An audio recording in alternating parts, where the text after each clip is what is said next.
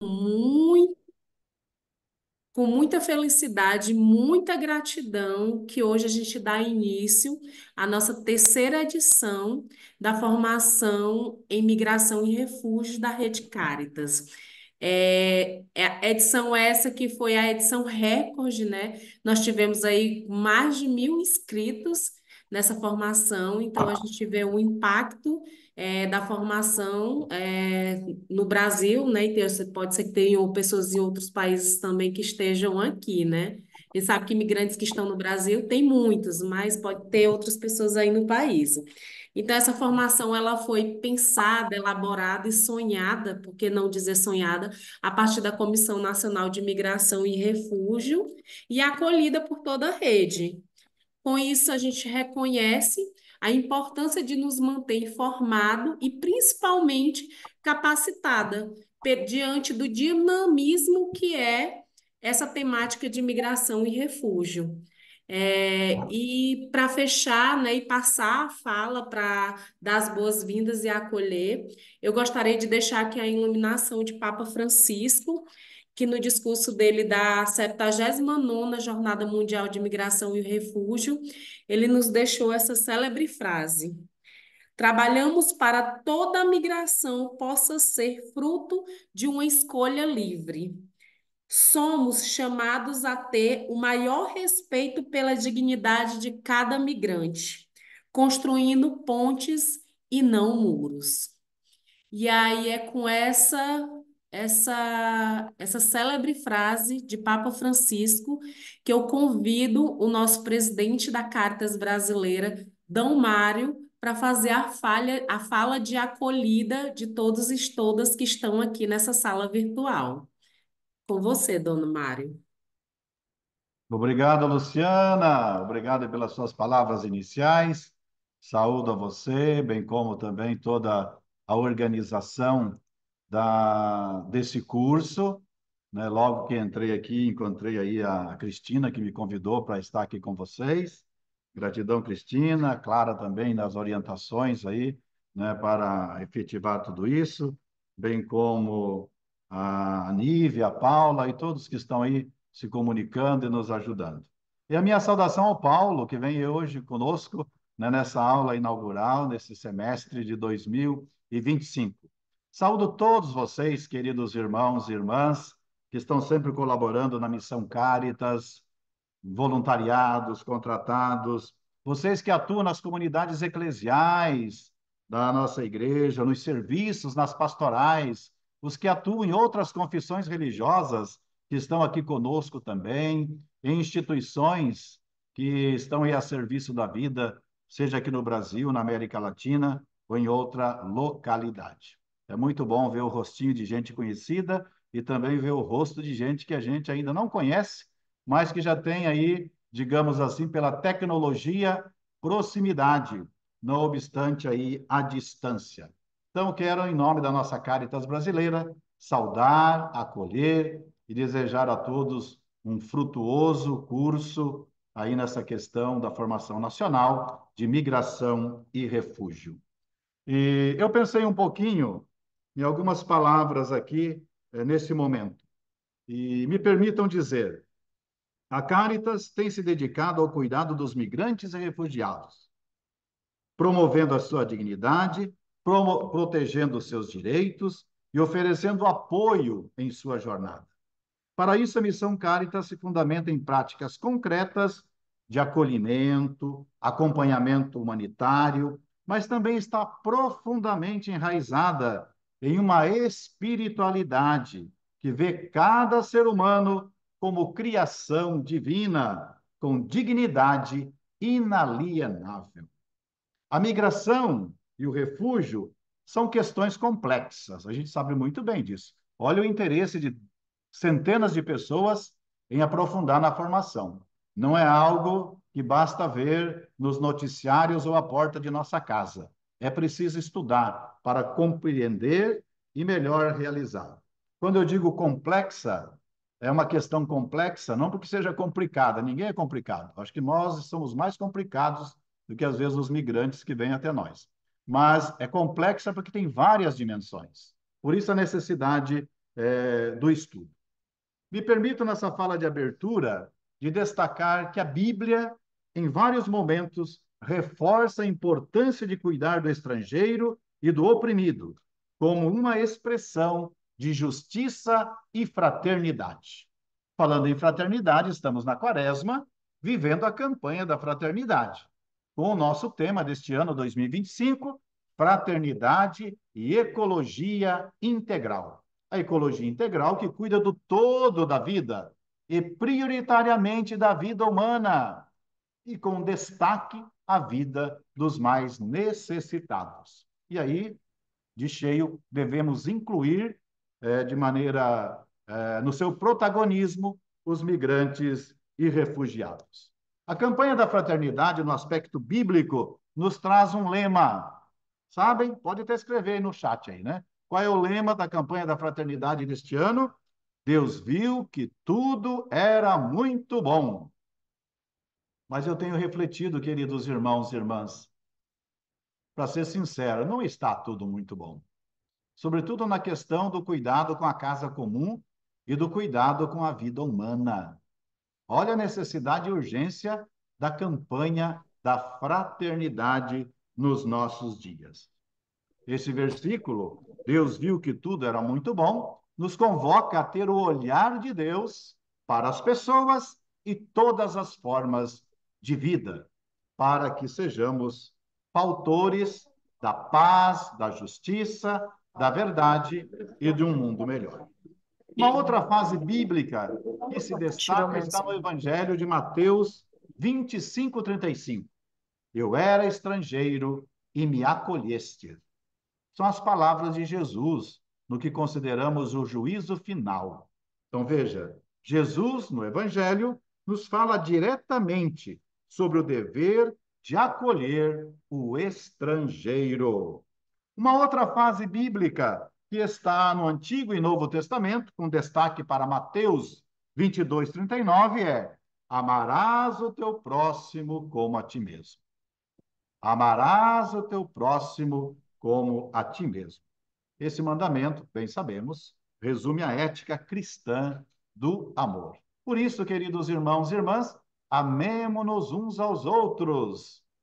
Amemos o outro como amamos a nós mesmos, sem vaidade, sem orgulho, sem ostentação, não e autossuficiência, mas Jesus nos convoca que devemos nos amar uns aos outros como ele nos ama, né? Como ele nos ama. Ele é o grande exemplo, né, de amor para todos nós. E que assim possamos viver o curso, viver os trabalhos e viver todo esse serviço.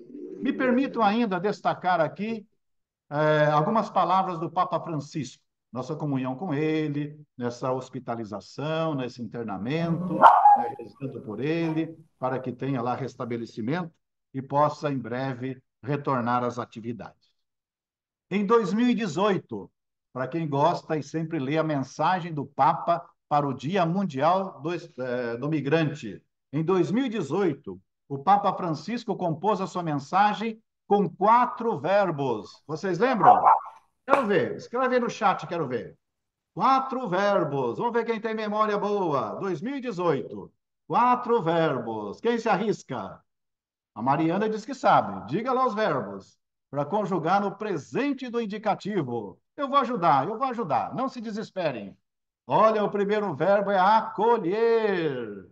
Lembram? Agora todo mundo sabe quais são os outros verbos, né? Olha aí, a Márcia já colocou os 4 ali de pronto, viu, Márcia? Muito bem. Acolher, promover, proteger e integrar. Olha que a gente decora fácil, fácil. O que a gente precisa é conjugar esses verbos na convivência entre nós e também com os migrantes e refugiados. Muito bem. Ainda em Papa Francisco, em 2020, o Papa Francisco relembrou os 4 verbos e insistiu em 6 pares de verbos. Agora um pouco mais exigente, né? Quais são os 6 pares de verbo que o Papa Francisco coloca na sua mensagem do Dia do Migrante em 2020?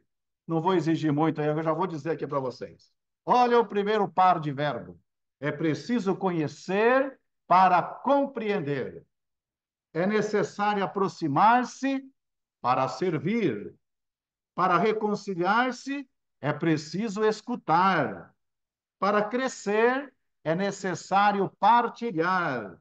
É preciso coenvolver para promover.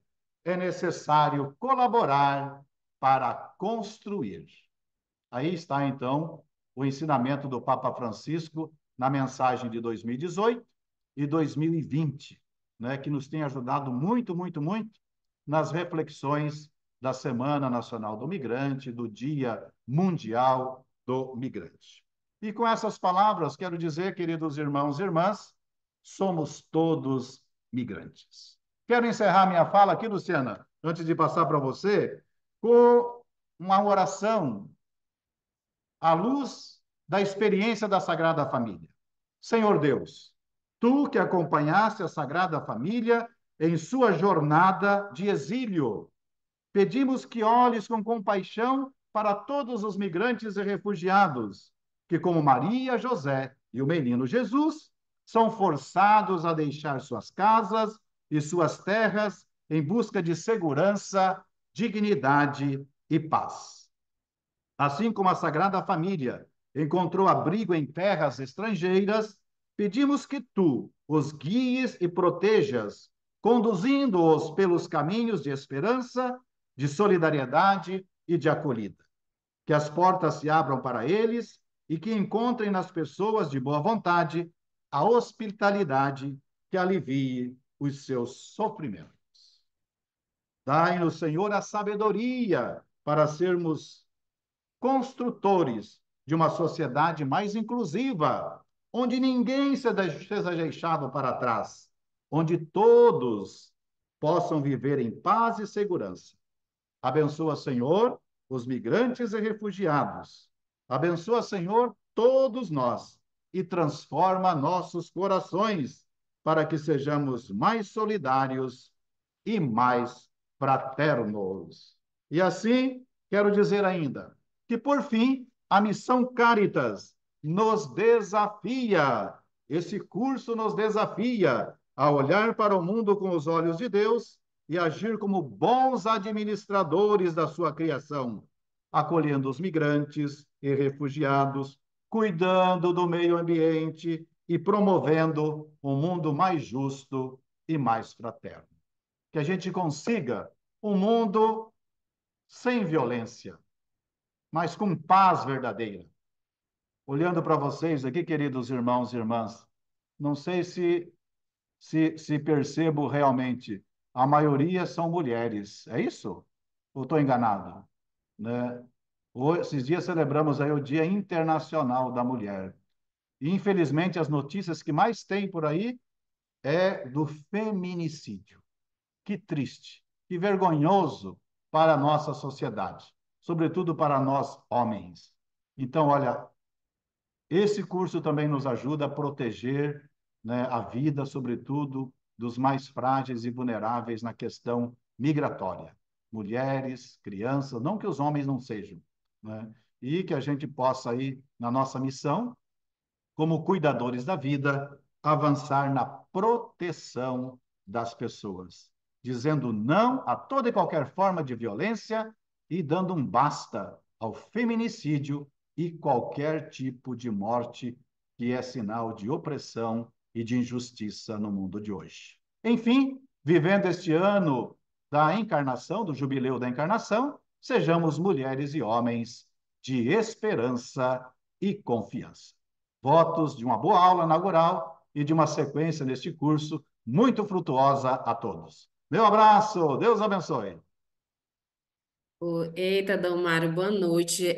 A gente gostaria de lhe agradecer Agradecer pelas suas suas palavras inspiradoras, onde a gente vai iniciar aqui com o pé direito essa formação, imigração e refúgio. Algumas pessoas aqui no chat lhe mandaram abraço, disseram que trabalhou já com o senhor em alguns lugares aqui, uma migrante, a Merlinda. Outras pessoas perguntando qual o nome da oração que o senhor fez aqui nesse momento final. Então, todos aqui lhe saudando aqui no chat, né? Então, a gente fica muito feliz pela sua presença e pela importância do senhor ter nos trazido essas palavras, né, tão inspiradoras. Então, gratidão mesmo e boa noite. Boa noite, Luciana. Obrigado aí pela gentileza de ler os comentários. Minha saudação a quem já se encontrou uma vez, não? Aí lá de Roraima, ou talvez em Manaus, ou aqui em Cuiabá, né, onde estou no momento. A oração é oração pelos migrantes e refugiados à luz da experiência da Sagrada Família, uma Sagrada Família também migrante. Muito obrigado. Com você. Boa noite.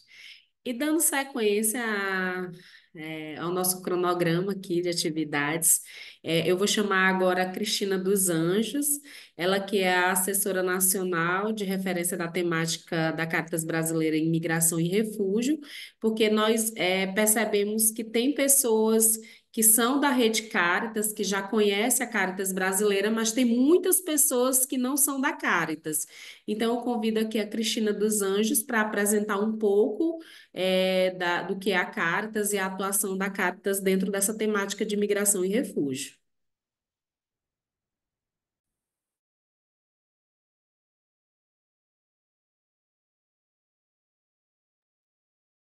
Muito bem, boa noite.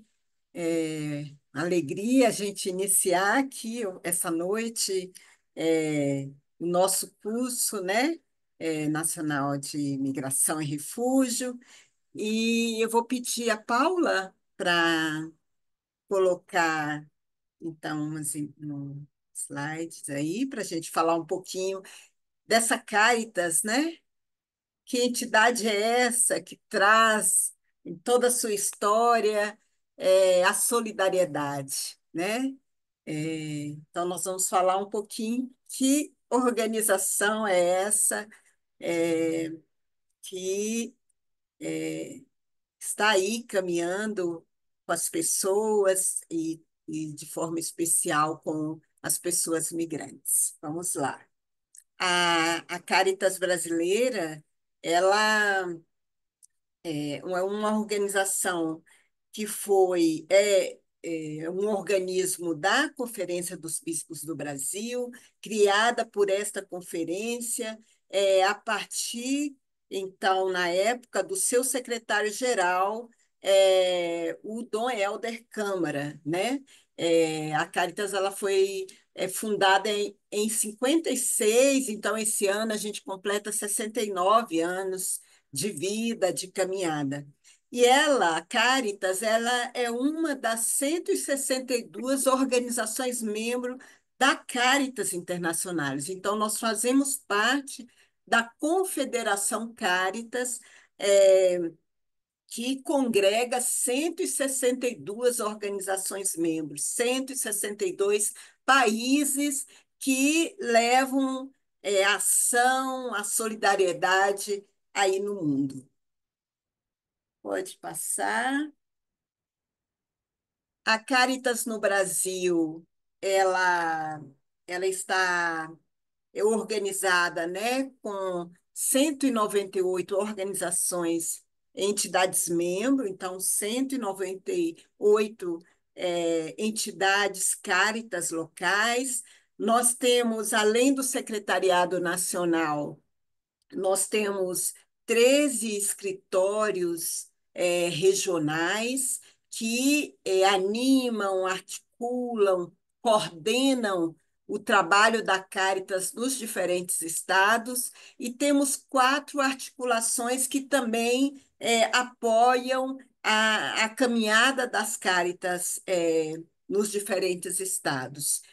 A Caritas, ela nasce, inicia a sua caminhada num momento também importante da Igreja, que foi o Concílio Vaticano II. Então, a caminhada da Caritas é marcada também por valores da pastoralidade transformadora. Ela caminha muito orientada orientada pelo Vaticano II, por tudo que surge a partir do Vaticano II. Pode passar. Nós, no Brasil, nós trabalhamos também, a partir, das assembleias e congressos, a gente define áreas de atuação. Então, hoje, né, atualmente, a Caritas, ela trabalha com 12 áreas de atuação, é, em todo o país. Então, a economia solidária, a convivência com os biomas, os povos e comunidades tradicionais, voluntariado, formação, mudanças climáticas e gestão de risco, segurança alimentar e nutricional, mundo urbano, gestão de resíduos sólidos, com ênfase em catadores de materiais recicláveis, infância, adolescência e juventudes, mulheres e equidade de gênero, e, claro, migração, refúgio e apatridia, que nos faz estar aqui essa noite, iniciando esse curso nacional de migração e refúgio. A Caritas tem uma coordenação, né, nacional. Vocês acabaram de ouvir aí as palavras do Dom Mário, nosso presidente, mas temos também a Cleusa Vícia, a Anadete Reis, tesoureira, e a Valquíria Lima, que é a nossa diretora executiva. A Caritas tem assumido na sua história, na sua caminhada, também construir coordenações compartilhadas, né? Então, junto com a Valquíria, duas outras mulheres é, assumem a coordenação aí da Ação Nacional da Caritas, né? A Carla Blenda, que coordena toda a área financeira, e a Índia Gouveia, que coordena essa área mais político-metodológica, né? A gente também tem um conselho fiscal, que é quem acompanha, né, esse desenrolar financeiro da Caritas, e que é composto por pessoas que estão nas Caritas diocesanas, nas Caritas locais. A Caritas, ela tem quatro grandes orientações estratégicas. A gente costuma dizer que duas orientações elas dizem mais para fora, e duas outras mais para a própria rede, para dentro da própria rede. Então, uma primeira é a promoção e fortalecimento de iniciativas locais, territoriais, na construção da sociedade do bem viver. Então, todas aquelas áreas de atuação que eu citei anteriormente, elas são trabalhadas nessa perspectiva da promoção e fortalecimento a nível local e territorial, nessa perspectiva da construção de uma sociedade do bem viver, né? Uma outra estratégia, orientação estratégica, é a defesa e promoção de direitos, construção e controle das políticas públicas. Para a Caritas é muito importante que a nossa ação ela caminhe na perspectiva da defesa e da promoção dos direitos das pessoas, principalmente as pessoas mais vulneráveis, né? E depois as duas outras, uma voltada para a organização, fortalecimento e sustentabilidade da rede Caritas no Brasil, e a última ligada à promoção da identidade e integração do voluntariado na rede Caritas. Essas quatro orientações estratégicas nos orientam na caminhada no país, na nossa ação cotidiana. Aqui a gente tem um mapa onde a gente pode perceber a presença da Caritas em todo o país, com suas equipes regionais, mas também locais, e que são, né, essas pessoas que no cotidiano animam, coordenam, dão vida, né, a missão da Caritas em todo o país. É um pouquinho isso, obrigada.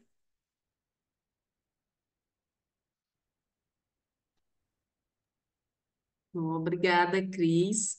Então, tá aí um pouquinho de como essa organização, essa grande organização se organiza no Brasil, né? Assim, um pouco do entendimento. E agora a gente vai para a parte que gostaria de convidar aqui a Clara Costa, porque para a gente dar corpo a essa formação, a gente contou com uma assessoria técnica externa, né, que nos ajudou a desenvolver a metodologia e o cronograma, das temáticas pensadas dentro desse curso de formação. E aí ela vai dizer para vocês um pouco como vai se dar, né, o curso de formação, as temáticas, os dias, horários, os formadores que a gente já tem. Então, ela vai dialogar um pouco com vocês sobre tudo isso aqui do curso de formação da Nacional de Migração e Refúgio. Então, pode com você, Clara Costa. Oi, gente, boa noite. Todo mundo consegue me ouvir? Bem? Tranquilo? Eu vi que ali no chat tinha gente que tá, tô escutando, não tô escutando, então agora já se resolveu tudo, né? Então estamos todos bem. Bom, eu vou pedir para a Paula mostrar também, vai ser bem rápido, porque vocês já tiveram acesso a esse material. É o material que a gente mandou para vocês hoje com as informações básicas sobre o curso. Então, caso vocês tenham alguma dúvida, tem esse material. Se vocês tiverem alguma dúvida que não possa ser tirada pelo material em si, vocês podem entrar em contato conosco pelo e-mail, como a gente já está dialogando e conversando ao longo dessas últimas semanas, né? Então, vamos lá. Esse curso, ele vai de 12 de março de hoje até 7 de maio. Isso contando todos os nossos encontros. Teve gente que está dizendo que não recebeu o link da aula em nenhum material. Depois vocês entram em contato com a gente direitinho, que com calma a gente vai atrás de todo mundo para poder passar o material de novo para todo mundo que não recebeu, tá bom? Vamos lá. Sobre o curso, ele vai ter uma carga horária de 12 horas. Isso é importante porque, como eu já vi uma mensagem aqui antes, a gente vai ter certificado do curso, que eu vou passar um pouquinho mais à frente e falar para vocês exatamente o que que é necessário para ter esse certificado. Todos os nossos encontros, que serão 6 encontros, a aula inaugural hoje, 4 aulas e uma aula de encerramento. Todos eles acontecerão pela plataforma do Zoom, totalmente online, e o contato institucional, como vocês sabem, é esse e-mail, curso.migração@caritas.org.br. São muitas pessoas inscritas, as pessoas estão falando que não receberam e-mail e tal, muitas pessoas inscritas, a gente está organizando tudo com o tempo para que todo mundo possa ser contemplado, tá certo? Pode passar, Paula, por favor? Bom, a certificação, como eu falei, tem duas coisas que são importantes para vocês conseguirem a certificação. A primeira é 80% de presença nas aulas. Isso a gente vai saber por causa da lista de presença, como a gente falou também ali no chat, vai ser passada a cada encontro no final da aula, tá? E também uma entrega de trabalho de conclusão, que é a gente está propondo aqui que seja um relato de experiência de vocês, seja com relação ao curso, seja com relação às temáticas do curso, as temáticas das aulas, e está em formato livre. Se vocês tiverem alguma dúvida com relação a isso, nós também estamos dispostas a conversar com vocês ao longo do curso para sanar quaisquer dúvidas. E o prazo de entrega máximo é o último dia, o nosso último encontro, que é 7 de maio, tá certo? Pode passar, Paula. Aí vocês vão ter esse tempo todinho aí de curso para matutar, pensar o que é que vai escrever, o que é que não vai escrever, se vai ser vídeo, se não vai ser, qual vai ser o formato, enfim, para montar o que vocês quiserem desse relato de experiência. Sobre as aulas, elas são interativas, a ideia é que elas sejam interativas. Em todas as aulas, o chat vai estar aberto para vocês mandarem mensagens, comentários, perguntas, e a gente vai fazer aqui uma força-tarefa da nossa equipe para ficar respondendo vocês ao longo das aulas. E também é muito importante essa interação para que os palestrantes, daqui a pouco vai vir o Paulo, não se sintam aquele jeito, todo mundo já passou por reunião em que todo mundo ficava com a câmera desligada, não falava nada, parece que a gente está falando para o vácuo. Então aqui a nossa proposta é de fazer troca de conhecimento, de informação e ter uma experiência bem interativa mesmo. As aulas vão ser sempre às quartas-feiras, não todas as quartas, está lá no cronograma quais são as quartas, das 19 horas às 20h30. E elas são síncronas, são ao vivo. Nós estamos gravando, mas esse material só será disponibilizado posteriormente. Então, é muito importante que vocês estejam aqui ao vivo conosco. Pode passar, Paula, por favor.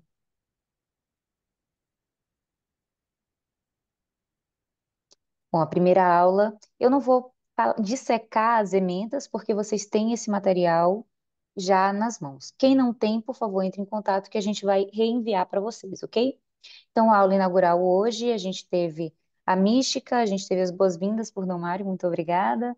A apresentação da Caritas, estamos tendo agora a apresentação do curso, e em seguida a gente vai ter a palestra de Paulo, que está interessantíssima, eu também estou bastante ansiosa por ela.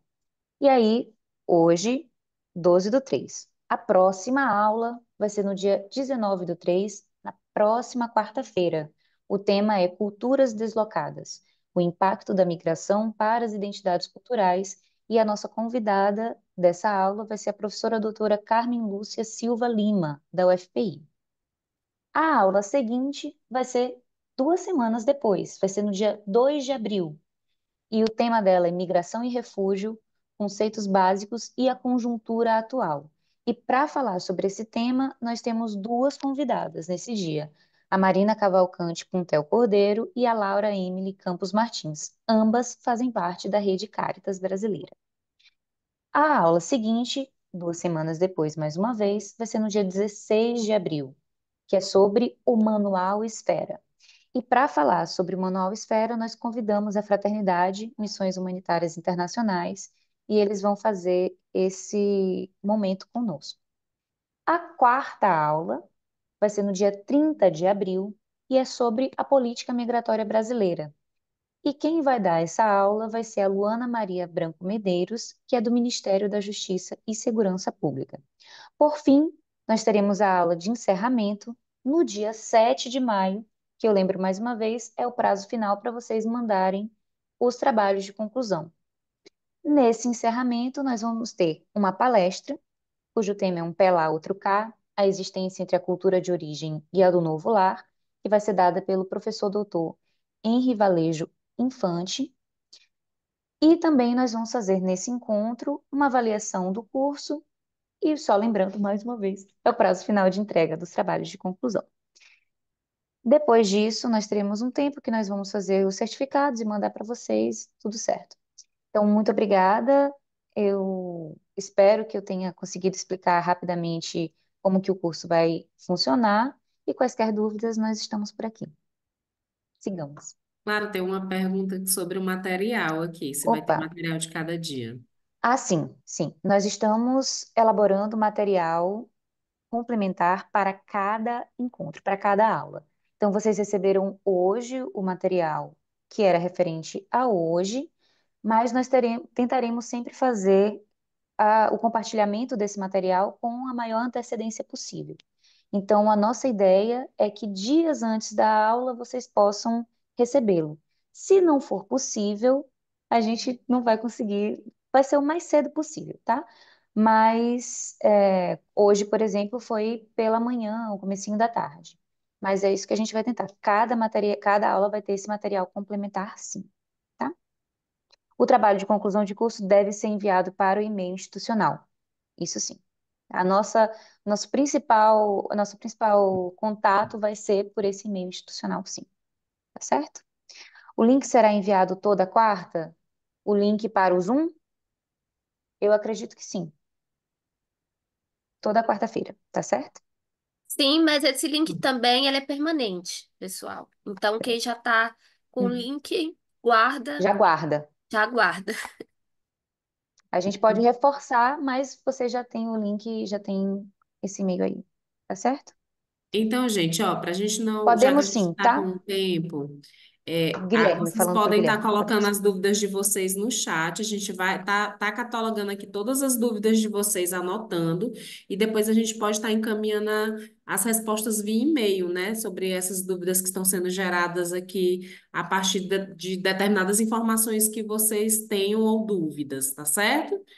E aí, já Luciana, que a Nívia já se colocou, Luciana, oi, Cris. só um comentário que eu acho importante, as pessoas estão perguntando sobre o trabalho já. É importante de dizer que em uma das aulas nós vamos falar só sobre isso, orientar direitinho como É, será o trabalho. Não se preocupem, a gente uhum, vai orientar vocês com tempo, com prazo para a realização do trabalho, tá? tranquilo. E aí, como a Nívia já foi já colocando um combinadinho aqui, né, Nívia, eu vou chamar a Nívia e a Paula, que estão colaborando, né? A Paula é da comunicação da Cartas Brasileira e a Nívia está aqui colaborando também dentro desse processo para falar um pouco sobre os combinados com vocês relacionados à imagem, à documentação e por aí vai. Boa noite, pessoal. Paulo, eu acho que deu uma travadinha ali, mas é um prazer. Sou a Nívia, assessora nacional da Caritas. Estou aqui para ajudar, para a gente fazer várias trocas ao longo do curso. Se precisarem também de ajuda individuais, manda lá no e-mail que a gente vai tentar ajudar vocês e responder. É isso, sobre os e-mails. Mais uma vez, lembrando, verifiquem a sua caixa de e-mail. Não recebeu o e-mail da aula? Você dá uma olhada na sua caixa de spam, verifica se o e-mail também foi enviado errado, porque a gente teve vários e-mails que a gente enviou e esses e-mails voltaram. E aí, como a gente não tem o endereço correto, a gente não conseguiu mandar para vocês. Então, quem não recebeu, verifica a caixa de spam e para garantir que vocês recebam os novos e-mails daqui para frente, manda para a gente um e-mail confirmando individual ali. Mas isso é só para quem não recebeu esse e-mail de agora. Quem recebeu esse e-mail de agora já está na nossa lista. É isso, obrigada. Olá, pessoal, boa noite. Gostaria de aproveitar também. Muitas pessoas perguntaram aqui no chat sobre a lista de presença. A gente vai disponibilizar em breve essa lista, esse formulário. Vocês precisam preencher para poder computar a presença de vocês aqui hoje. Tá certo? Outra questão: no formulário de presença tem uma questão que diz respeito à autorização de uso de imagem e voz. Então, vocês podem marcar se autorizam, né, o uso da sua imagem ou não, né? Imagem, assim, a gente vai, ao longo da aula, fazer alguns prints e divulgar, né? Tanto para relatório como também nas nossas redes sociais. Então, se você autorizar, a veiculação de sua imagem e voz, você vai marcar sim. Se você não autorizar, você marca não e se compromete em manter a câmera fechada e o microfone fechado, tá certo? É, Então, a gente em breve vai divulgar esse formulário de presença no chat aqui do Zoom. E é isso, a gente deseja um ótimo encontro para todo mundo.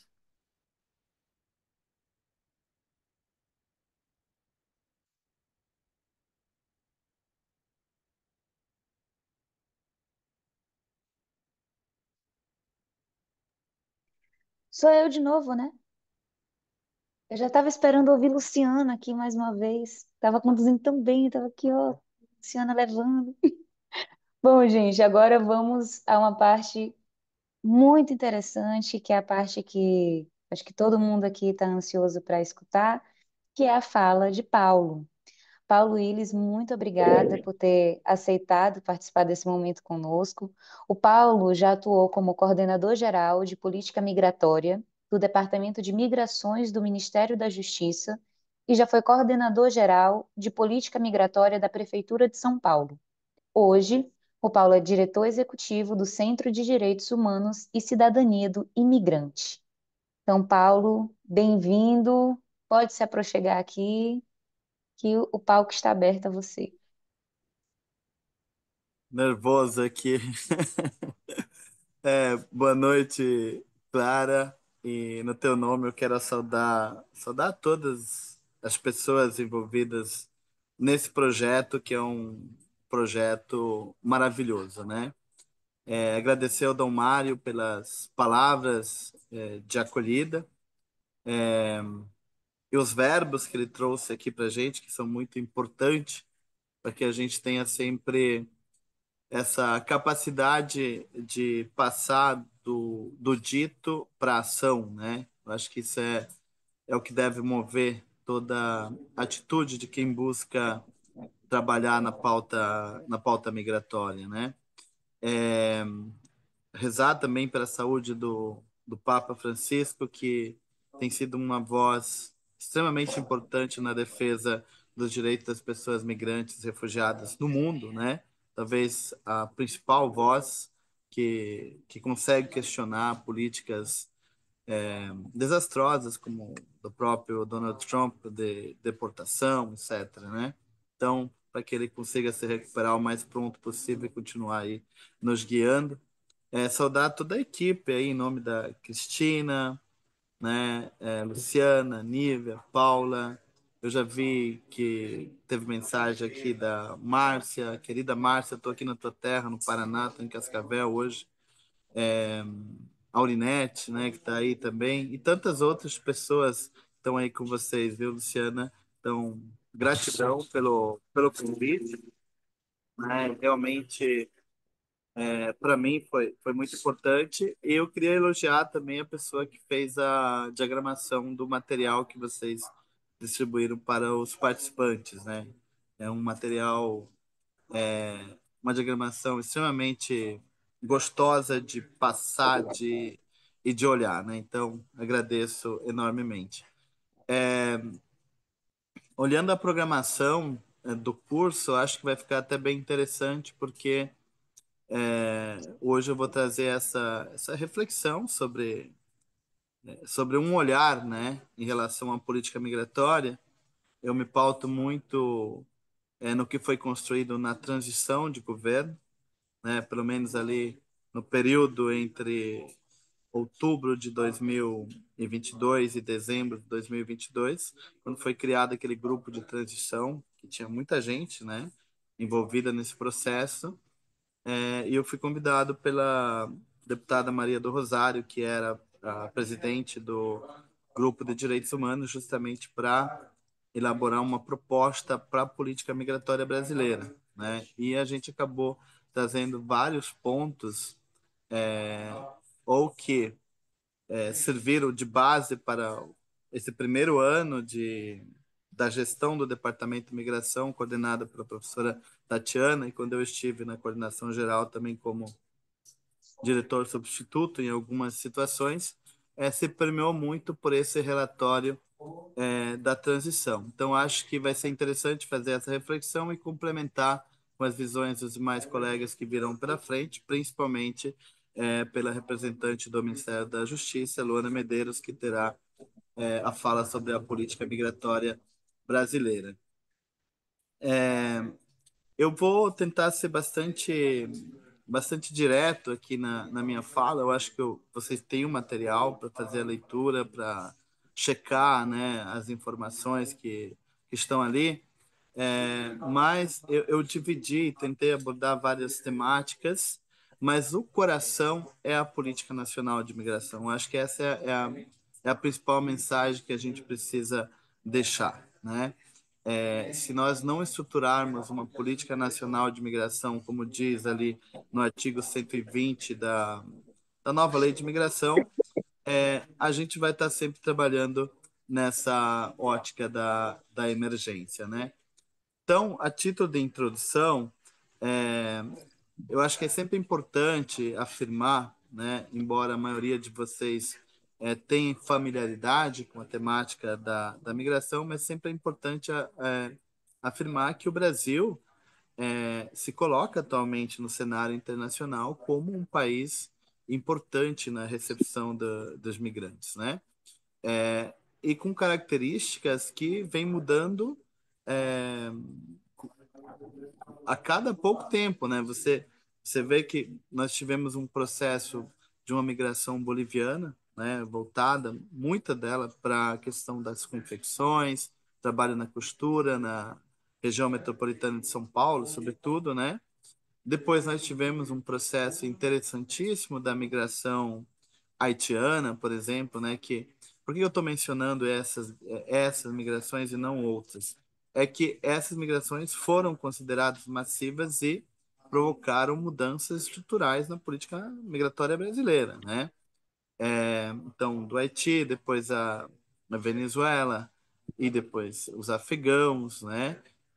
E assim a gente vai tendo sempre esses novos fluxos migratórios presentes no país e cada fluxo desse tem provocado algum tipo de resposta. Eu sempre digo que, por exemplo, com a migração boliviana, nós avançamos muito nas políticas de regularização migratória, sobretudo na região do Mercosul, né? Com a migração haitiana, nós avançamos muito na construção dos primeiros equipamentos de acolhimento a migrantes no Brasil, que foram feitos em São Paulo, também lá no Acre, né, que foi a porta de entrada desses é, imigrantes e refugiados. Com a migração venezuelana, a gente teve a primeira visibilidade da migração para o interior do país, né? Embora ela já estivesse acontecendo há bastante tempo, mas é com os venezuelanos que a gente começa a falar de interiorização, começa a debater políticas por todo o país. Hoje são mais de 1.200 municípios no país que recebem migrantes, principalmente venezuelanos, entre outros, né? E os afegãos que nos provocaram a ter a, a rever também as próprias portarias de vistos humanitários, etc., e assim por diante. Então, o Brasil hoje, além de ser um território de acolhimento para imigrantes que vêm para fixar residência no Brasil, também é um país de trânsito, né? Eu falo isso dentro do texto, né? É um país de trânsito onde já foram identificadas rotas de tráfico de pessoas, de contrabando de imigrantes, né? Que tenta fazer a rota para os Estados Unidos, mas ao mesmo tempo também tem um refluxo, né? Essa mesma rota que vai tem uma rota que volta também para o Brasil, para os países vizinhos, como a Venezuela, etc., né?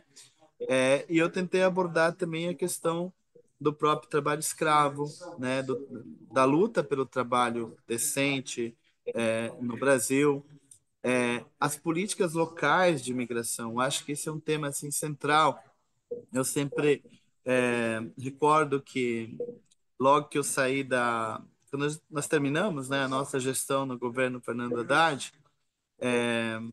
eu até postei isso hoje no meu Instagram, eu comentei com meus colegas, falei, eu quero ser uma espécie de missionário das políticas locais de imigração. Eu quero falar disso sempre, o tempo todo, porque eu acredito realmente que as respostas estão ali na cidade, né? Porque é aquela história, quando você quiser mudar o mundo, você começa mudando a si mesmo e quem está ao seu redor para depois você mudar tudo. Então, a cidade acaba também sendo esse espaço, né? O condomínio onde as pessoas convivem e que é preciso ter uma relação.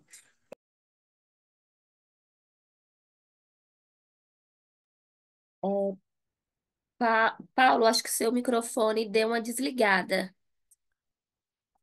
durante sua fala, ou de alguma forma. Agora Oi? sim? Agora sim, agora sim. Ah, ele ficou mudo do nada, né? Então é isso, né? Falando dessa questão das políticas locais de imigração. E aí, quando a gente olha para a política migratória brasileira, né, para tentar dar resposta a essas temáticas, né? Então, tráfico de pessoas, a questão também da vulnerabilidade das mulheres migrantes dentro dessas rotas migratórias, a gente precisa entender a realidade, o que está acontecendo e dar resposta que seja estruturante, né? Oh, meu Deus, o que aconteceu?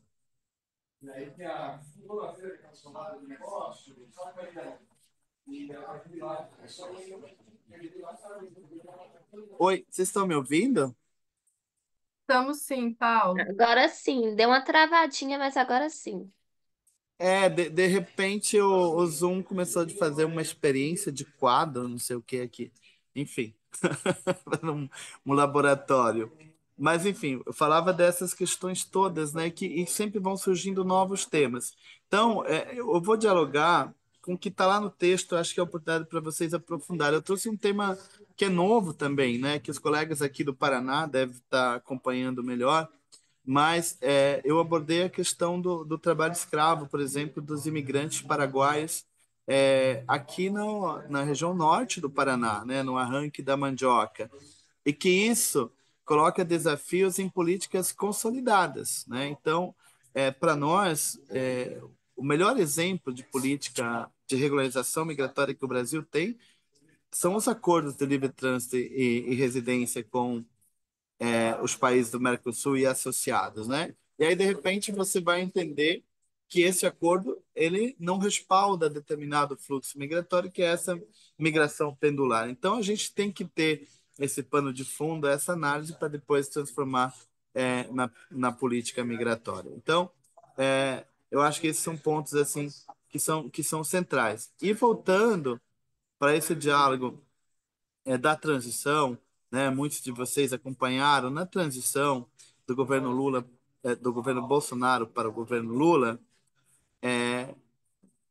não se imaginava que pudesse ter continuidade, né? E também não se imaginava que nós fôssemos tão tímidos em relação a mudar certas políticas, né?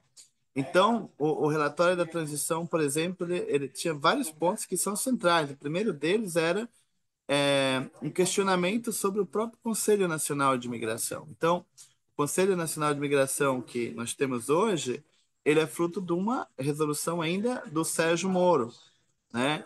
E a gente lembra que naquele período o Ministério do Trabalho ele foi extinto, de Previdência também, né? Então, por isso que foi para o Ministério da Justiça, é por isso que a Coordenação Geral da Imigração e Laboral foi lá para o Ministério da Justiça, né? E o Ministério do Trabalho, ele praticamente ficou sem funções. Então, quando a gente olha para essa estrutura de governo hoje, você vê o Ministério do Trabalho, por mais que o Ministério tenha muitas iniciativas de geração de renda, de defesa dos trabalhadores, mas na pauta migratória não tem nenhuma função, né? Então, isso eu acho que precisa ser realmente revisto, né? É, a regulamentação do artigo 120 foi feita uma consulta nacional e levantado mais de 2.500 propostas, né, para que ela se transformasse realmente na política migratória brasileira. Foi realizado a Comigrar também, né, a Comigrar que tinha o objetivo inicial de transformar a política migratória num plano nacional de migração, porque se a gente não tiver um plano nacional, né, e vocês entendem muito bem isso, né? Ontem, o presidente Lula, lá em Minas Gerais, eu disse uma frase muito bacana, que eu concordo, né? Ele falou assim: não adianta nada você ter um monte de engenheiro, de filósofo, de especialista, se não tem sensibilidade para entender as necessidades do povo, né? Então, eu acho que a Caritas, que trabalha diretamente, as pessoas que estão nesse curso, têm esse envolvimento, já têm essa sensibilidade de entender quais são as necessidades do povo. Então, a política migratória, ela precisa ter uma coisa que eu chamo de empatia, né? De empatia, para que ela tenha endereço, para que ela chegue até a pessoa migrante, né? Então, eu tento fazer essa reflexão, né? Para que a gente trace uma rota, trace um caminho, né? Não é uma discussão nova. A gente discute isso desde lá dos haitianos, né? Então, qual foi a resposta que foi dada para os haitianos? Foram muitas respostas emergenciais. São Paulo foi uma exceção, né? Que São Paulo criou uma política migratória naquele momento e construiu estruturas. E eu lembro que na época o prefeito Fernando Haddad falou: não, vamos criar uma estrutura que se os haitianos não vierem mais e vierem outra comunidade, nós temos uma estrutura para acolher. E, de fato, teve uma outra crise da migração haitiana 2 anos depois, e São Paulo conseguiu acolher com muito menos dificuldade do que na primeira, né? Para se ter ideia, é, até hoje, né, a migração venezuelana começou lá em 2017, 18. Até hoje, ela é respondida por um decreto de política emergencial, né? Então, acho que esses são assim os grandes desafios que estão no centro da discussão. Qual é a política migratória que nós queremos para o Brasil, né? A consulta mostrou, isso eu falo porque eu li as respostas, eu estudei pra caramba as respostas, né, que todo mundo deu quando eu estava lá no Ministério da Justiça. A minha conclusão, Paulo Idos aqui falando para vocês, as respostas trazidas pelas organizações que atuam com migrante, pelos próprios migrantes que participaram desse processo de discussão, é que realmente nós tenhamos uma política estruturada, participativa, que estabeleça uma governança migratória, onde diz exatamente qual é o papel de cada ente do governo federal, de cada ministério, dos estados, dos municípios e que crie instâncias de participação, né? É, algumas coisas que foram propostas na primeira minuta do decreto da política migratória. Então, o primeiro delas é que a gente pudesse ter no Brasil uma rede de centros de atendimento às pessoas migrantes e refugiadas, né? E isso poderia ser feito com os estados, pelo menos um em cada capital, ou pelo menos naqueles estados que recebem grande número de migrantes. Foi criado a Rede Nacional de Cidades Acolhedoras, que é um programa que eu vejo como um grande potencial. Apesar de que, no primeiro momento, justamente por não ter recurso, por não estarem institucionalizados, você tem algumas dificuldades, mas o fato político de você criar essa rede e de você sentar com os prefeitos e buscar soluções é um caminho. A mesma coisa com os estados, né? Nós chamamos todos os estados da federação para conversar, para que os estados possam opinar sobre as políticas, dar respostas, contribuir, né? Nas soluções que são necessárias. Se você olha a realidade de Roraima, por exemplo, no meu entendimento, ali é uma excessiva centralização da federalização. Tanto é que, justamente pelo fato do governo não ter lavou as mãos, é o governo federal que cuida, as viagens feitas muitas vezes pelo governador de Roraima para Brasília, pedir para fechar a fronteira, para ser mais rigoroso no controle de entrada das pessoas, né? Se o Estado fosse responsabilizado pelo acolhimento, talvez estaria pensando em política. Então, eu acho que essas questões precisam estar muito claro dentro de uma nova política migratória brasileira. Uma Comigrar institucionalizada, né? Eu acho que esse é um ponto chave, né? A Comigrar foi um processo extraordinário, né? A Caritas teve uma contribuição também extraordinária na construção. Eu acompanhei todo o processo das pré-Comigrar, né? E foram mais de 14 mil pessoas que se envolveram no, no, no, na parte preparatória da conferência. E as pessoas querem respostas, né? Querem ver quais foram os resultados, né? Hoje, inclusive, na hora que eu estava arrumando a minha mala para vir para cá, eu tinha um adesivo grudado na minha mala que eu peguei na Comigrar e dizia assim, somos migrantes, não figurantes, né? Então, acho que é muito importante, quando a gente pensa na participação social, é que a gente realmente tenha uma participação efetiva das pessoas migrantes, né? A estrutura do Conselho Nacional de Imigração hoje é a estrutura de 1980, lá do Estatuto Estrangeiro ainda. Essa estrutura não mudou. Aliás, são quase todas as mesmas pessoas que participam lá, né? Eu amo a professora Bela, ela defende o Conselho Nacional de Imigração, né? Não sei se ela está aqui agora ouvindo o curso, né? Mas eu vivo discutindo com ela, falo, Bela, a gente precisa ampliar esse conselho, a gente precisa ter um conselho que realmente os migrantes participem. E mais, eu acho que assim, também tem uma questão, né? Quando você chega na discussão dentro do governo, aquele medo de perder espaços. Ai, mas criar um conselho de imigração vai enfraquecer o CONARE, vai enfraquecer o CENIG. Gente, não vai enfraquecer nada, você vai ampliar.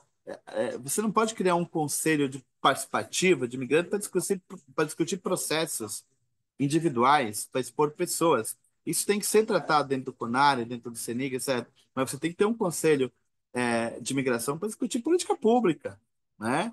Para discutir como migrar, para discutir plano nacional, para discutir recursos para as prefeituras, né? Hoje é muito importante isso. Hoje o recurso, né? Vocês sabem que ele está muito sob o comando dos parlamentares, mais do que o próprio governo em algumas situações, né? Por conta das emendas, é um volume gigantesco de recursos que manejam os deputados. Então, se a gente tivesse um programa estruturado né, onde o município pudesse receber recursos dessas emendas também para a política migratória, né? Programa específico para isso, para fazer centros de atendimento ao migrante. Então, são desafios que eu acho que são importantíssimos de serem é, trabalhados assim a nível de Brasil, a nível de sociedade civil como um todo. É, outro tema que ficou muito claro, por exemplo, na transição, o decreto 9199, né? E a gente não está discutindo esse decreto, né? Eu lembro que eu até fiz um planejamento lá e grudei na parede lá do Ministério da Justiça, colocando, olha, nós vamos fazer a Política Nacional de Migração até dezembro do primeiro ano, vamos fazer o Plano Nacional no segundo ano, e a partir dali a gente já cria uma comissão de especialistas, discuti muito isso com a professora Tatiana, uma comissão de especialistas para discutir o decreto 9199 para a gente revogar e fazer outro decreto, né? O decreto 9199 ele foi feito pelo governo Temer. Então, ele regulamenta uma lei moderna, que é a nossa lei de imigração, que cria o visto humanitário, que coloca na lei a promoção da regularização migratória, enfim, tudo isso para o decreto chegar e dizer: ah, ok, reduziu naturalização para 5 anos, mas tem que ser permanente. Isso não está lá na lei de imigração. A Constituição diz: basta se comunicar em português. Aí vai lá a portaria é, da naturalização e diz: ah, tem que ter um certificado reconhecido pelo MEC. Pelo amor de Deus, o cara está 5 anos mantendo a família no Brasil. Será que uma fala com ele não resolveria? Né? Então, acho que todas essas questões precisariam ser muito debatidas em relação a essas burocracias. Quando trouxe a discussão também, eu vou jogar aqui, tá? Porque eu acho que a gente está em meio de gente pensadoras, formadoras de opinião, e eu acho que é bom a gente pensar nessas temáticas. Muitas vezes a gente fala: temos que tirar a Polícia Federal da questão migratória. E é um tema cheio de espinhos, né? Eu não tenho medo, nunca tive medo de falar isso, porque eu acho que a Polícia Federal não deveria fazer regularização migratória. Ah, mas nos outros países do mundo faz. Também não é porque isso é feito em outros países que nós temos que fazer aqui. O Brasil também pode criar seus mecanismos. Nós criamos o SUS, né? Nós criamos o SUS, criamos o SUAS. A gente tem modelos que outros países não têm, estão copiando da gente. Então, por que a gente não cria um modelo também de política migratória que os outros países vão copiar da gente, né? Hoje quase tudo é digital. É tudo digital. Se você tivesse uma grande central, por exemplo, de tratamento de documentação no Ministério da Justiça, que analisasse a documentação uma vez e as pessoas poderiam fazer isso nos centros de atendimento e não na Polícia Federal, se você tivesse centros de atendimento dentro do país, nas capitais, apoiasse, como em Portugal, transformasse cada ONG, cada associação, por exemplo, num pequeno centro, né? Como eles chamam em Portugal dos CNAE, né? Centro de um gabinete de apoio ao migrante, enfim, e você treina, você consegue eliminar boa parte dessas burocracias e fazer com que a coisa seja muito mais ágil, né? Hoje eu conversei com uma colega lá de Santa Catarina, ela deu entrada no pedido de renovação, hein? De renovação em agosto do ano passado. Até hoje não foi chamado para agendar. E o pior é que isso tem consequência. Você perde matrícula, perde editais, perde um monte de coisas. Então, a gente precisa ter maturidade para debater. Não temos que ter medo de debater, porque chega um burocrata e fala: isso não é possível, vai custar milhões, né? A gente sabe o quantos milhões que estão extraviados por aí, né? Que muitas vezes nem sabemos que é feito. Então, dinheiro não é o problema para a política pública, né? Como disse o presidente Lula: investimento, não é gasto. Política pública, investimento não é gasto, né? Você acaba fazendo essa prevenção. A outra coisa é a naturalização. Isso aí é um projeto que eu discuti lá dentro do MJ também, né?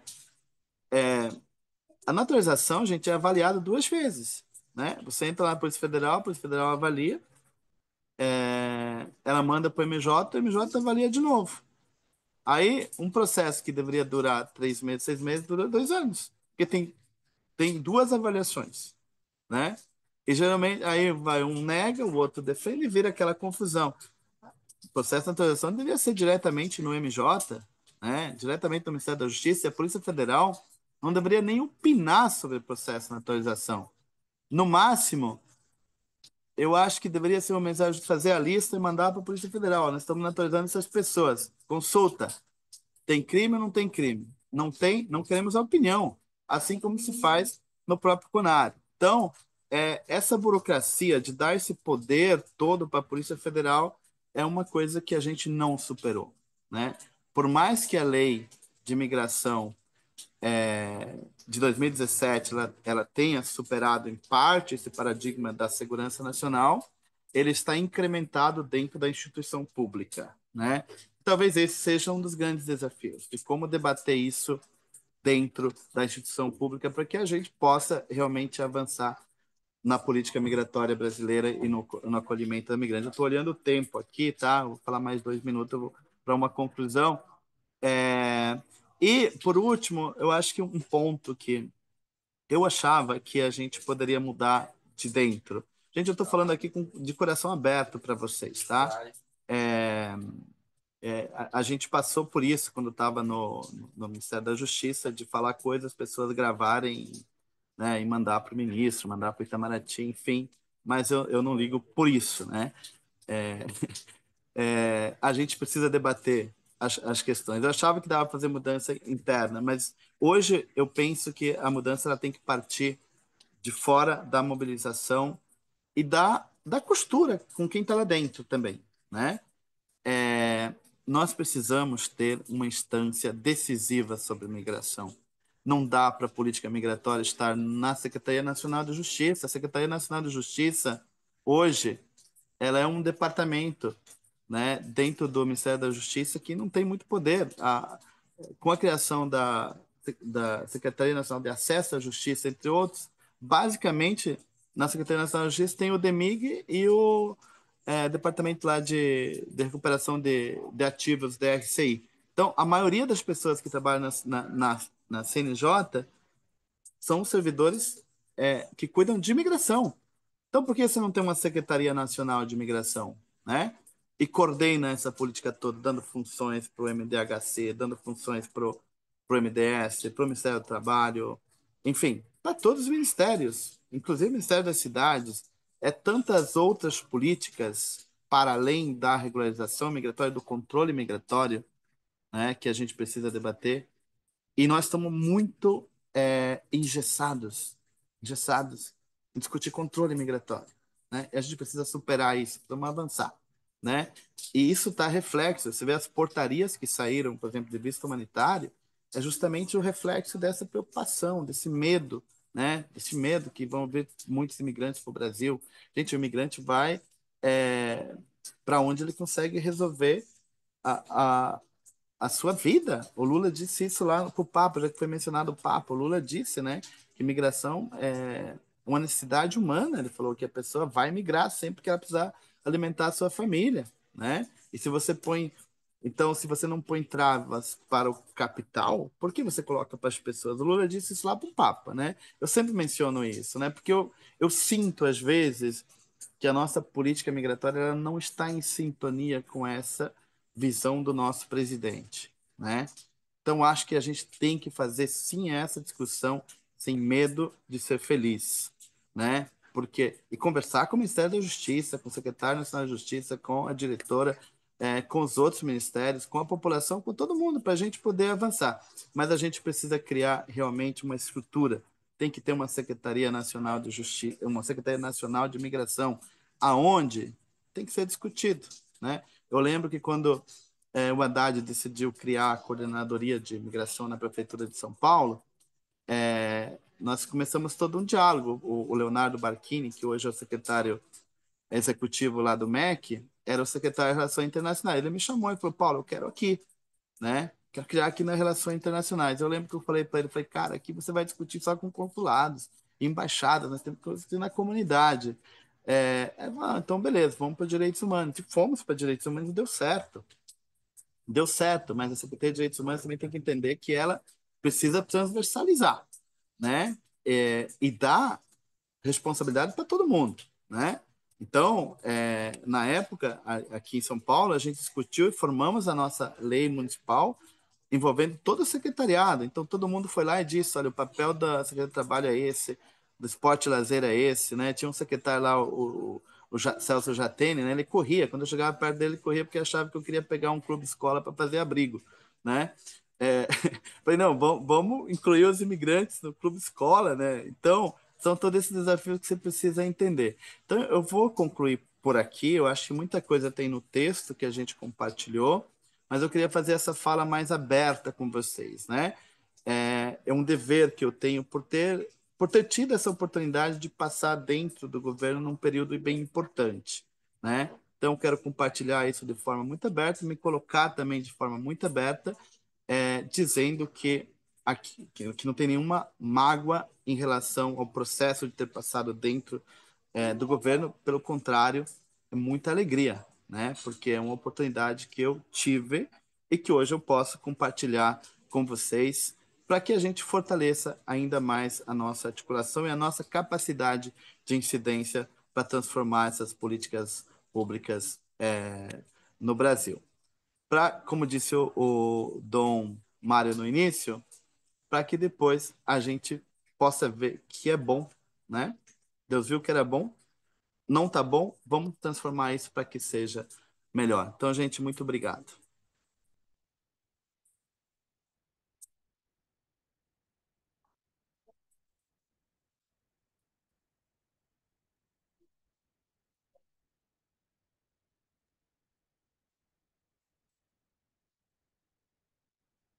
Clara vai puxar aí, Clara. Eu tinha mais tempo, é isso? Não, Que eu vi aqui já deu 20 e 30.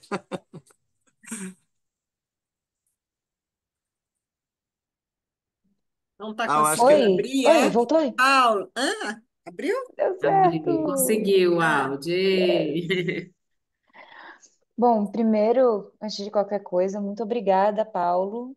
Que fala maravilhosa. Eu acho que ela incita muita reflexão, deixa um gostinho de quero mais, mesmo sendo muito boa. Então, obrigada também por ter lembrado do texto, que as pessoas podem ir atrás do texto e ler e ter mais aprofundamento sobre essa temática.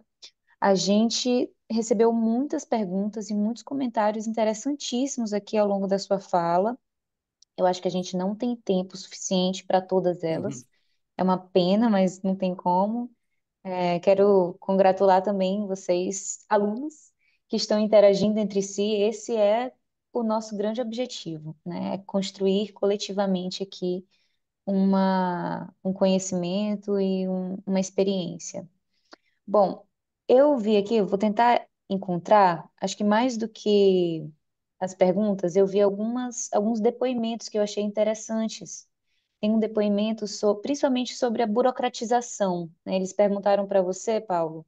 Vou juntar essas perguntas que eu vi em uma só, já que a tá. gente tem pouco tempo, né? Eles estavam falando muito sobre a burocratização para fazer nacionalização, para virar, por exemplo, teve uma pessoa que falou sobre como é difícil estudar aqui no Brasil porque precisa ter a nacionalidade brasileira e aí tem todo o processo. Tem gente que estava falando da dificuldade quando chega aqui, que demora muito tempo para que o processo aconteça. Aí às vezes o processo acontece, tem algum erro, aí mais tempo. Então, eu vi muitos comentários aqui sobre essa questão da burocratização para a migração no Brasil. Se você pudesse comentar alguma coisa sobre isso, seria muito bom. Aí, eu vou antes de você sugerir também falar, uma outra questão que Tá. apareceu várias vezes. Acho importante, Paulo, eu não você sei se comentar, que é o tema do papel da sociedade civil na ação migratória e das agências internacionais. Eu acho que se você puder tocar nesses dois elementos, eu acho que seria interessante. Aí uma outra coisa também que eu visualizei no chat que veio de pergunta também muito pontuado várias vezes é sobre como vai se dar o desenvolvimento da política a partir da interculturalidade, né, dessa diversidade cultural que tem de migração no Brasil. Então, algumas pessoas foram trazendo esses elementos, tanto na questão econômica, de educacional, na questão, e por aí vai, de empregabilidade. Uhum, uhum. Então, vamos fechar nesses três temas aí para o Paulo fazer os seus comentários sobre esses três pontos, e aí a gente termina a aula de hoje. Pode ser, gente? Muito bom, as perguntas são todas ótimas. Tem uma aqui que eu acho que o pessoal está querendo criar umas polêmicas aqui. Muito boas perguntas. Eu acho que na parte da nacionalização, é isso. Para mim, as pessoas que fizeram a portaria da naturalização têm totalmente essa visão de segurança nacional, né? Sem contar também que de achar que as pessoas querem o documento brasileiro para pegar um passaporte e deixar o Brasil, né? Então, e que em algumas situações tem razão, mas isso é um direito humano da pessoa também, né? Um direito humano da pessoa. Então, tem algumas burocracias, como, por exemplo, da língua portuguesa, né? Eu acho isso um absurdo, você tem que ter um certificado que tem que ter sido feito uma prova presencial. Então, muita gente que fez curso de português na pandemia acabou não conseguindo fazer provas presencial, né? A questão dos antecedentes criminais. Então, tem países que é impossível a pessoa conseguir um certificado de antecedente criminal. Mas, poxa, se o cara chegou aqui, desculpa a expressão cara, né? Chegou aqui, ficou 5 anos sem sair do país, vai se naturalizar, ele precisa de um antecedente criminal do Brasil. Por que ele tem que pegar um antecedente criminal do país de origem se ele não foi mais para lá? Sabe? Então, eu acho que tem essas questões que eu usei a palavra empatia, né?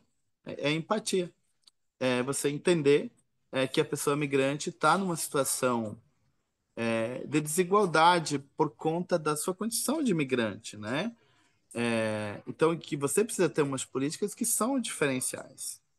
Então, acho que isso é fundamental para se ter dentro dessa mudança. Entender também que é um absurdo fazer duas avaliações, né? Elimina logo ou decide de uma vez que a Polícia Federal vai decidir o processo, assim como decide com a permanência, né? E não precisa ir lá para o Ministério da Justiça, ou o contrário, mas alguma decisão tem que ser tomada, porque isso é um absurdo, sem contar o site que não serve, enfim, é uma complicação.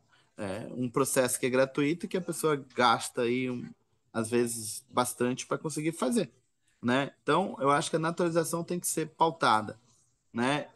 Pode ser também, eu acho que os parlamentares, né, se o governo não quer fazer, os parlamentares deveriam apresentar projetos de decreto legislativo para mudar essas resoluções. Eu acho que, como sociedade civil, a gente precisa utilizar mais o Congresso, né? Precisa debater mais o Congresso, não ficar refém também só da comissão mista, que se reúne lá de vez em quando, né?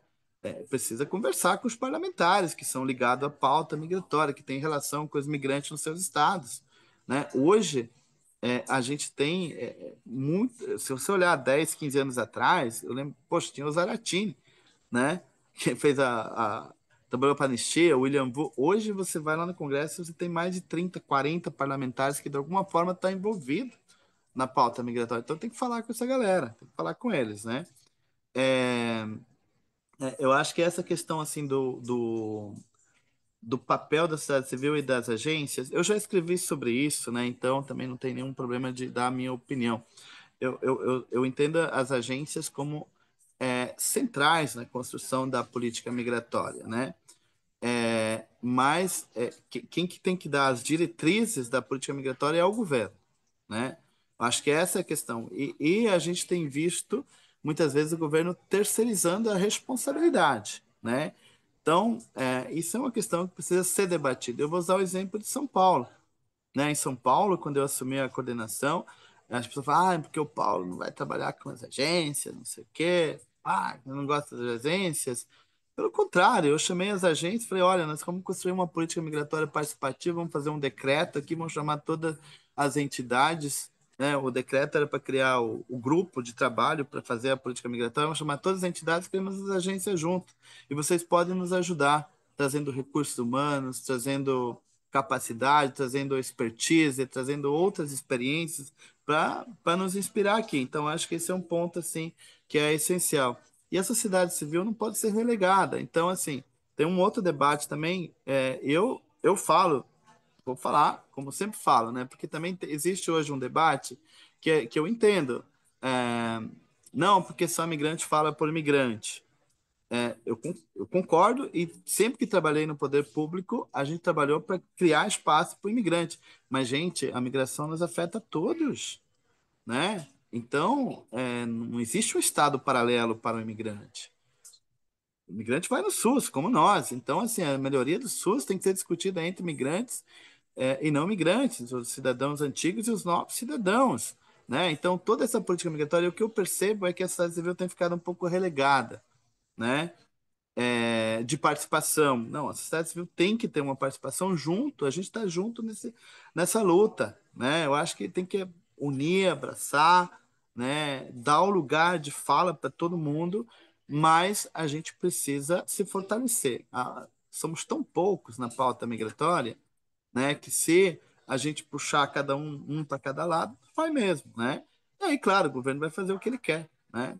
Então, eu acho que assim, é, não acredito em nenhuma solução para a política migratória que não seja essa de, de mobilização social, de organização mesmo, da sociedade civil, se unir com as agências, se unir com os migrantes, é, discutir as diferenças, né?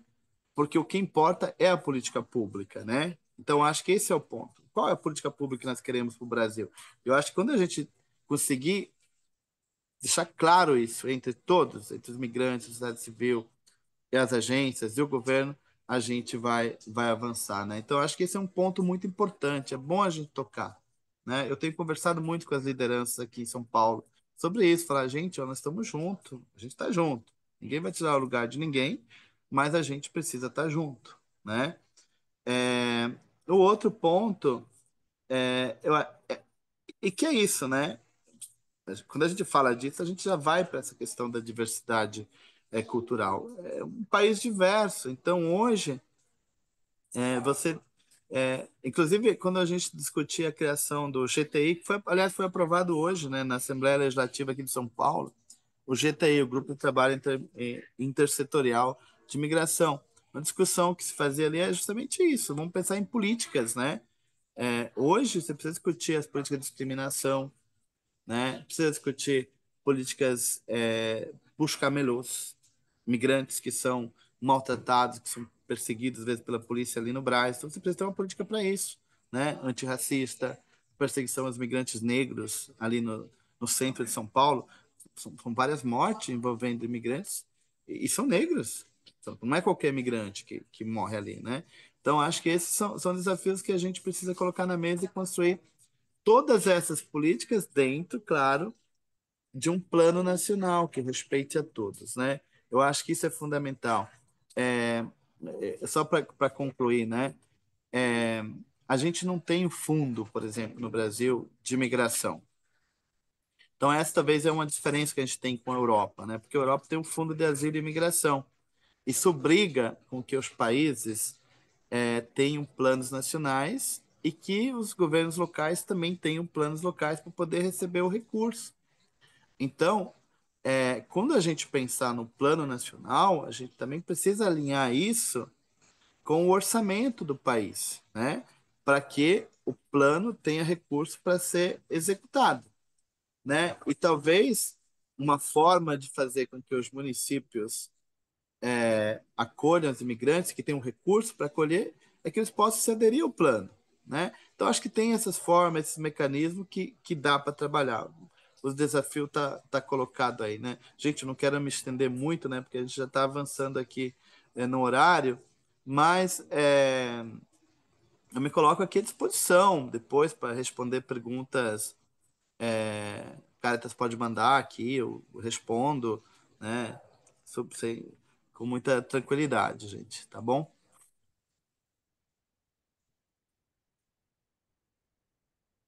Só queria falar uma coisa já. Na, Quando a gente estava discutindo a lei de imigração, eu posso até compartilhar com vocês. A Deise Ventura e eu escrevemos um artigo que era qual é a política migratória que nós queremos para o Brasil, né? É interessante porque desde lá a gente vinha fazendo essas discussões, né? E hoje tem muitos elementos que precisa ser retomado, né, para que a gente possa avançar. Tá bom, gente, muito obrigado. Um bom curso para vocês, né? Eu vou me inscrever, eu vou participar pelo menos de algumas discussões aqui como ouvinte, né? Porque nós somos eternos aprendizes aí nessa luta.